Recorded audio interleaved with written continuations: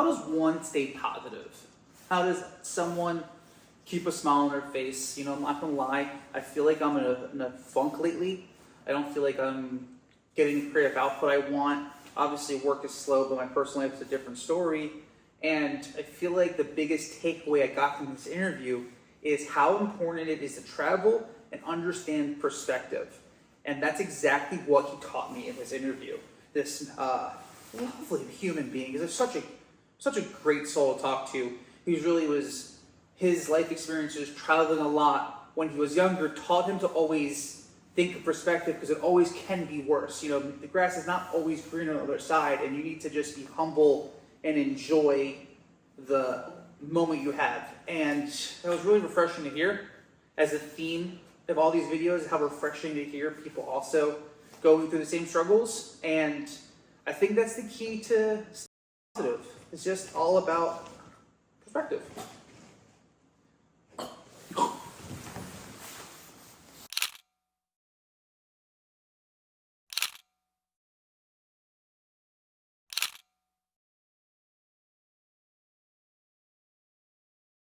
Good morning.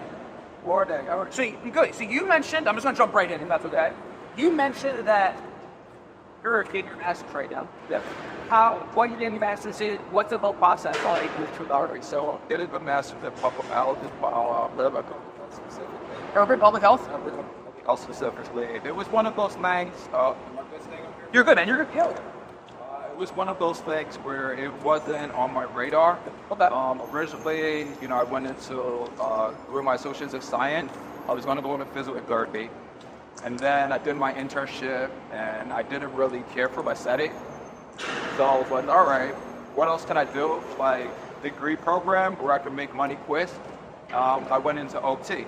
So I started doing the OT program, occupational therapy, and I did that, finished out the first half of the course, but I couldn't afford it to continue. So then I transferred, did my bachelor's in public health, and now from there I'm doing my master's in life.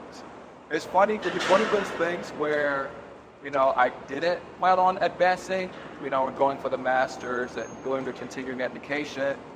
But unfortunately, the only way to make money is to continue learning and growing and, getting that education. But I mean, it's good. I love what I do. I enjoy public health. I enjoy people. I'm a people person. So, everybody has a story to tell, and everybody's different.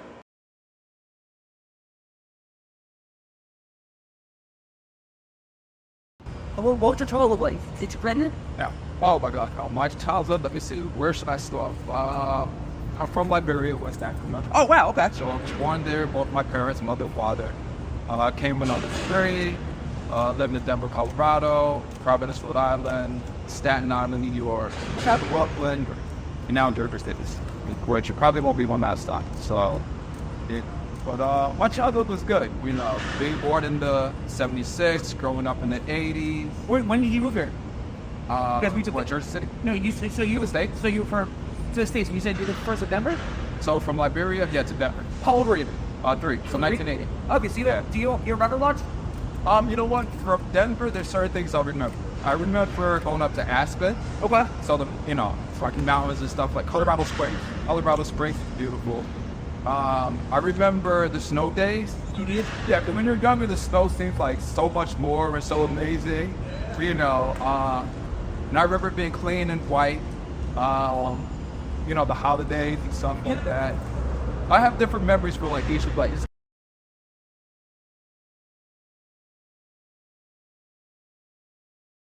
So what do you feel like some of your challenges were, like watching your parents migrate over? So with that one, my grandmother was a teacher. She was the one that had all the kids. So it was me, to my brother, my husband, my grandmother was the one that raised me. So with that, go back. So with that, me being one of the youngest, I was spoiled, right? My grandmother spoiled me, and I could do kind of, whatever I want with everything.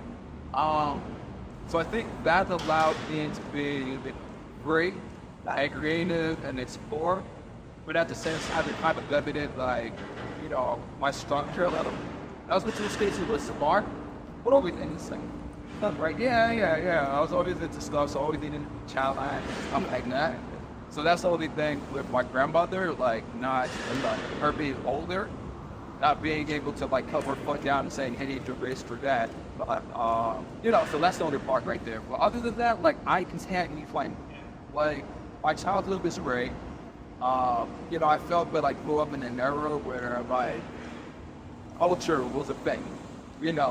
Late 80s, early 90s, like, the video music box, like having to order like music videos, Saturday morning cartoons was an actual thing. Getting home from school so you could watch G.I. Joe and Transformers, other stuff, right? My childhood was great, like toys were great. The Dallas Happy Meal, like surprises were great. Like there was a lot that was going on. And the fact that, we didn't have cell phone and, they had to sit up there and like, use your land eye. So you were outdoors, like you were outdoors and did and that's one of the things I love. But I had the house that turned me into, be a kid. Yeah. It's great. It's different now. It's so good. I don't know you. However, from our little talk last week, it got me simply a very positive, go with the punches. How does you learn to do that? And how did you, it keep conscious in mind of your practice? So, we have something for you to smile to. Nice, so I'm angry like 62 times. So for me, what it was is the fact that like I grew up in different environments. So with that in mind, really, I'm a person that's big on perspective. Okay. Right. So when I look at it, like when I lived in Desert, Colorado, I lived middle class. I did get middle class family. Like, my mom and Papa was very well off. So that's where I learned, like, man, like, how to eat properly, like, with your mouth open, thank you, was your welcome, part of that. So being in Brooklyn, I got to see New York, right? The real New York, and that's not, crackheads, cocaine, drugs, and all of that. Then from there, when I went back home to Liberia, it's different, being, third world country, as they called it at the time. Then that's kind of what, humbled me, right? But luckily, being a kid, I went back when I was about 14. You adapt easier, right? So to not having all the luxuries of, being able to watch TV 24/7, electricity 24/7, having to, be a community in order to live and survive and work ethic and hard work. So that gave me that perspective of having less and what community means and involvement and stuff like that.